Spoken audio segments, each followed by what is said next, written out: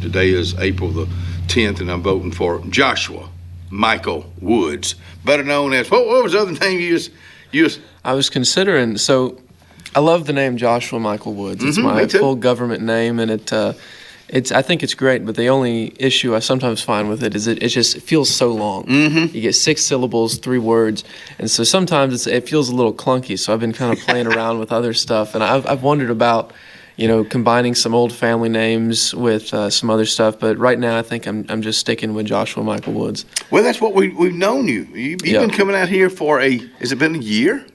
Probably a year. I think March of 25 was the first show I came up with. Wow. Yeah. Mm-hmm. So it's been a year. Yeah, I like Joshua Michael Woods. I think about one of the Gentrys. That's right. Which one? It was Troy Gentry. Joshua, what was his name? Dang, I forgot it too, but I remember John Michael Montgomery. John Michael Montgomery. That's where I was going. Oh, is he one of the Gentrys? No. John Michael Montgomery. Okay, yeah. And the same thing with your name. It just flows. What have you been doing lately since you've been out here? Man, I've been trying to get some more things going this year. My main goal this year is to get a debut record recorded and hopefully released later this year. Mm-hmm. And so that's been very interesting process to try and get going because it's my first time doing it. I have no experience recording in a more professional sense. You got to start somewhere. Dude, you got to start somewhere. So I've been just trying to shoot from the hip and figure it out. But right now, working on the track list of songs I want to put on the record. I'm talking with like a mixer and other musicians and a producer, and hopefully we can get something going. And fingers crossed, we can get it all recorded this summer, copyrighted this fall, and released in the winter, or maybe New Year's or around my birthday of next year. But you say you don't have it ready. You're laying it all down right now. Yeah. So who did you go to get where that process? Because it is a process. Yeah, it's a long process. Who are you talking with? Different people? A few different people. Yeah, I've got some friends in the business that have been doing it for a long time. There's one guy that my landlord had introduced me to. He was he went to, I think it's called Blackbird Academy up in Nashville. It's run by the McBrides, and it's a like a 6 month long recording school. And so he went to that in Nashville and then got a job in L.A. at one of the premier studios, and he was a mixer. Wow. But sadly he got burnt out from that, moved back to Alabama, and so he's been kind of guiding me through the process about basically what the actual recording process looks like and finding good tracks to put on the record. So he's been a great help to me. But just also friends that have been there, done that. So just what to do, what not to do. Basically, yeah. And a lot of it is just the main things that it hinges on right now is just me getting the package prepared. Because once I get into the studio, then I have a lot of other people that can help me.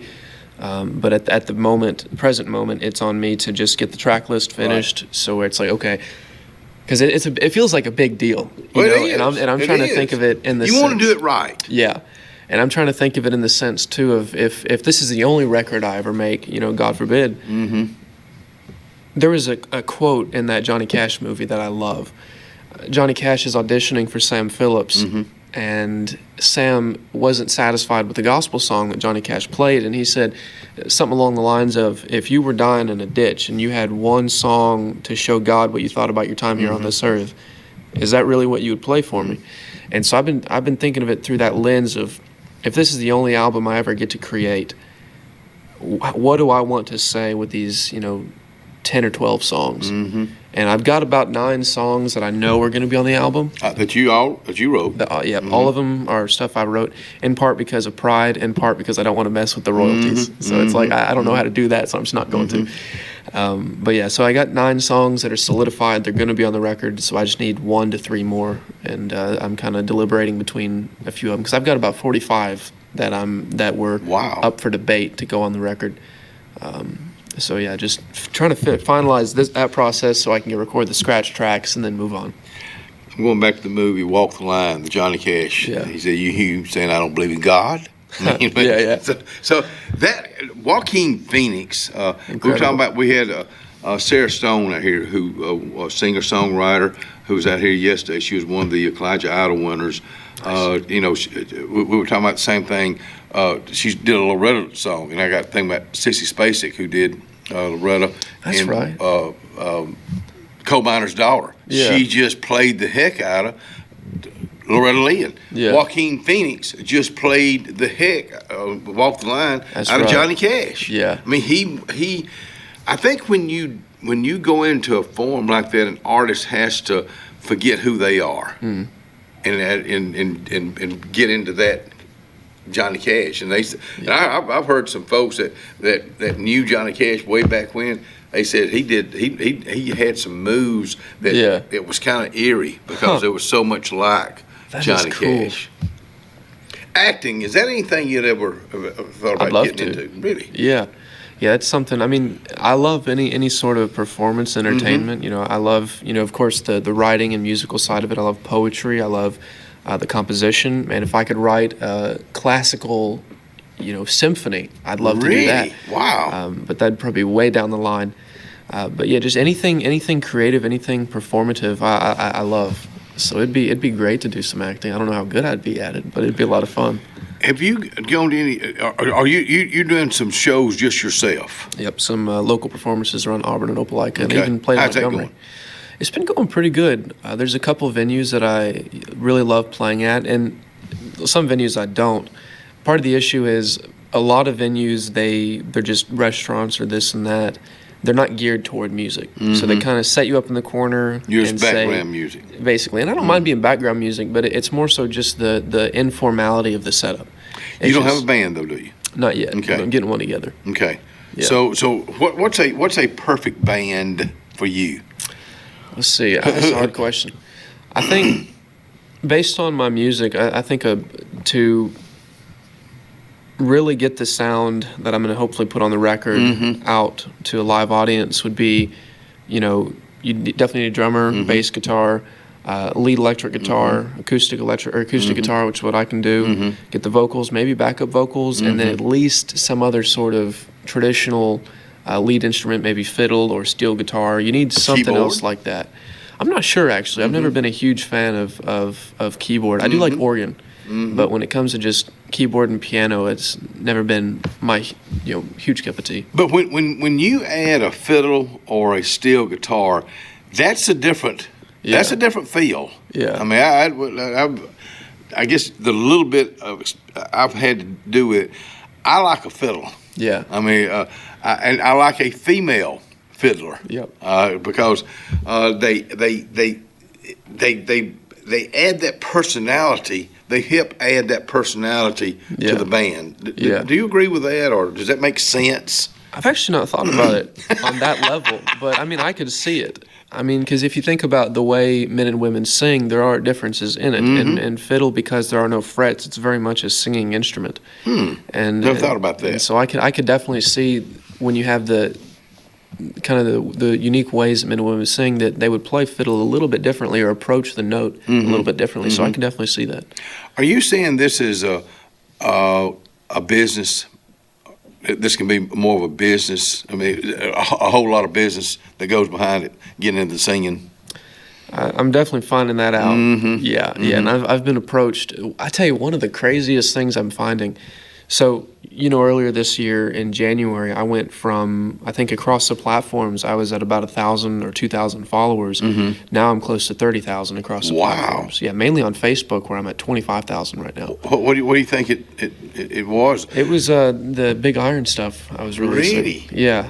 Because I knew you kept putting that out there. Yep. Because that's your music. Yeah, it's definitely my style. Everybody was telling me, look, that you sound like Marty Robbins. And I kind of pushed it off for a while because, to be honest, it's not that I dislike it. I don't really listen to Big Iron a whole lot. I listen to his other songs. But a friend of mine was like, dude, you got to do Big Iron.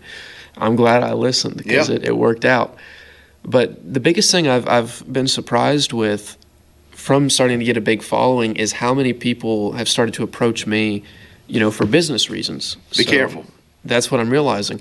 I start doing my due diligence with most of it.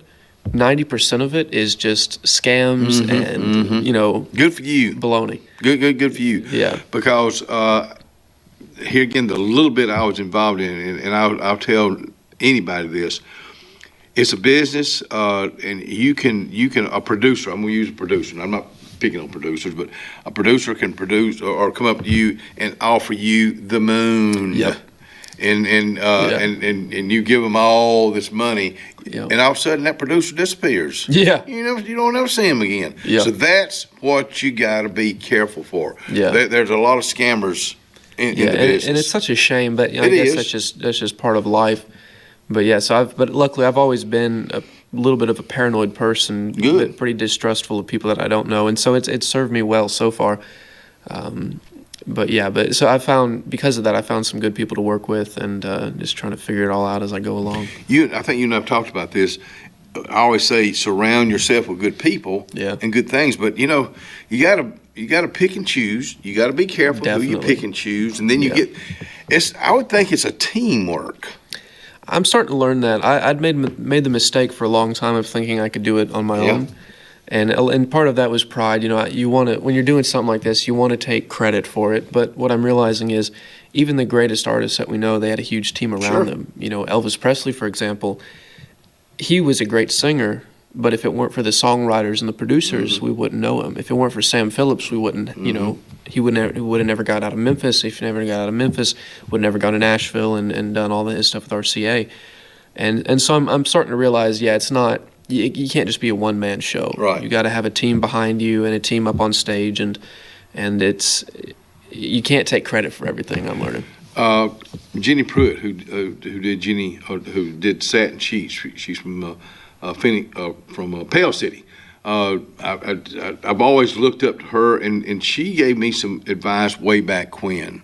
And when she said, "Bub, you better pay it," she said, "Bub, if somebody wants to help you, let them." And I've thought about that. I was thinking about that when you said, I want to do it on my own. If you got really good people that want to help you, let them. Maybe they've been there. They can give you good advice, sound advice. Because a lot of times it's in this business, the music business, I would think some of the best advice is things not to do. Not to waste your time. Yeah, that's true. And money. Yeah. I'm definitely learning that. When you first get into this sort of business, you think, man, I can get it whooped. But you start learning more about it, and you're like, okay, I know basically nothing about the business. And so it's been so helpful for me to know these people. And I've been so fortunate to know people like yourself and other people that have been in the business for so long, because they've kind of pointed me in the right direction. And I know a lot of people don't have that, and so I've been very fortunate. I wish I could give you more. Hey, don't go anywhere. We'll be right back. And that's a fact, Jack. Joshua Michael Woods out here with us. Just carrying on a good conversation with him. And can we say about your job, where you're going to be working, or? Let's hold off for now. Okay. I'm glad I asked. What song are you going to do? I'm going to do something I wrote. I think I wrote it in 24. No, I started writing it in 2023. I got about the first verse and the chorus done, or maybe just the first verse. And I'd sat for a while. I loved the melody and the chords of it, but I just couldn't figure out where to go with the story. But last year I'd finished it. I think last summer I'd finished it and started playing it around, and people really liked it. And so it's a song kind of, and it's pretty topical now, I'd say, but it's a song about kind of the horrors of war, looking at it from the point of view of a civilian. And I'd shown it to some of my veteran friends that got to go overseas. That's probably not the best way to put it. Who went overseas, during the Iraq and Afghanistan wars, and one of them brought him to tears. Wow! And so there's something to it. I don't know. I've never experienced it, but there's something to it. What's the name of it? When Vengeance Spoke. Okay. Joshua Michael.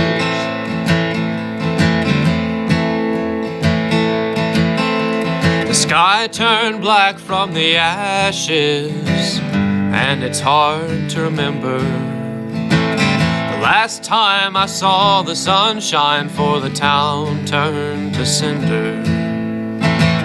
The rain was light as it fell one night, killing off a peaceful dinner. Dropped from the sky where the steel birds cried, the ground it shook with anger.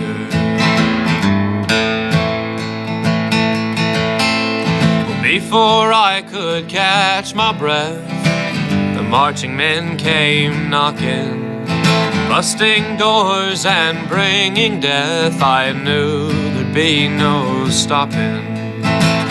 Fire in the hole, the door came down. The marching men entered swiftly. I don't know what happened next, but I'm the only one still living.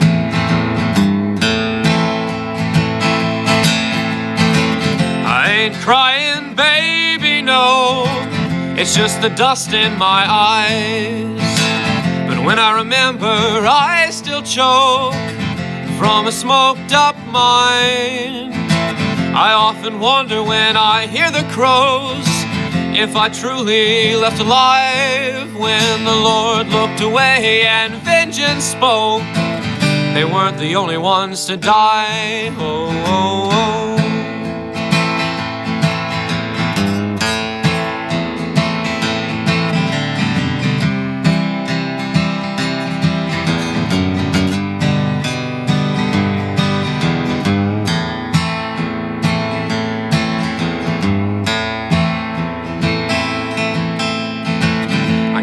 To and looked in my hands to find them bloody, red, and broken. And there before me were 5 men dead, their guns still hot and smoking. And in that moment came a great silence that hushed the world as I stood, till I turned and found my family dead on the ground, and my world died for good. I ain't crying, baby, no. It's just the dust in my eyes. But when I remember, I still choke from a smoked up mind. I often wonder when I hear the crows if I truly left alive when the Lord looked away and vengeance spoke. They weren't the only ones to die. Oh, oh, oh.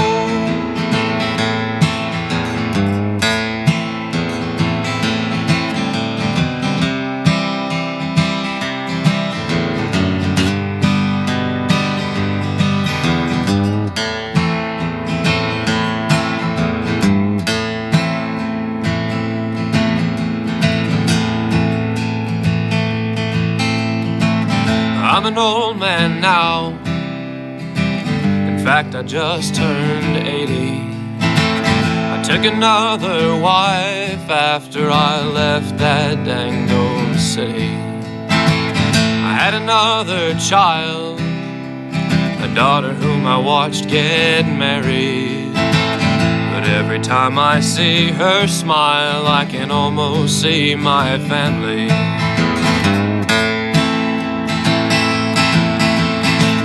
I ain't crying, baby, no. It's just the dust in my eyes. But when I remember, I still choke from a smoked up mind. I often wonder when I hear the crows if I truly left alive when the Lord looked away and vengeance spoke. They weren't the only ones to die. Oh, oh, oh.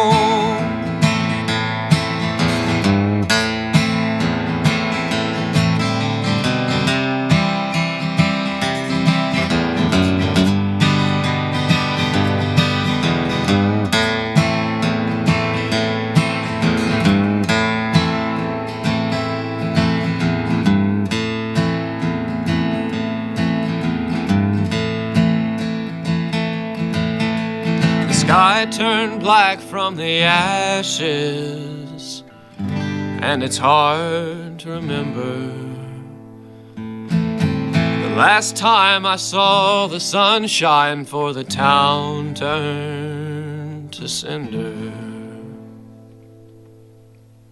Wow. Beautifully written, beautifully sung, and beautifully played. Thank you, I appreciate that. That's I'm a little rusty in the morning, but you know. I didn't hear you, Rust. The guitar picking went so well with song, and that I'm not a musician, so it just kind of, I'm in awe when I see young folks or anybody do what you just did. I mean, you brought a story to I could see it well.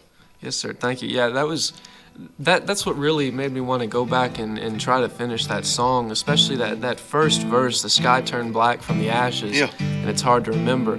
That's just, not to pat myself on the back, but I just love that line so much. That's okay. It's so You descriptive. believed it. Yeah. You saw it. Yeah, and so I just had to finish that song, and I'm glad I did, and that's going to be one that's on my debut record. I look forward to it. Will you come back in here and join us one of these days? Oh, I will. Look forward to hearing more from Yes, Joshua Michael Woods. We'll be right back.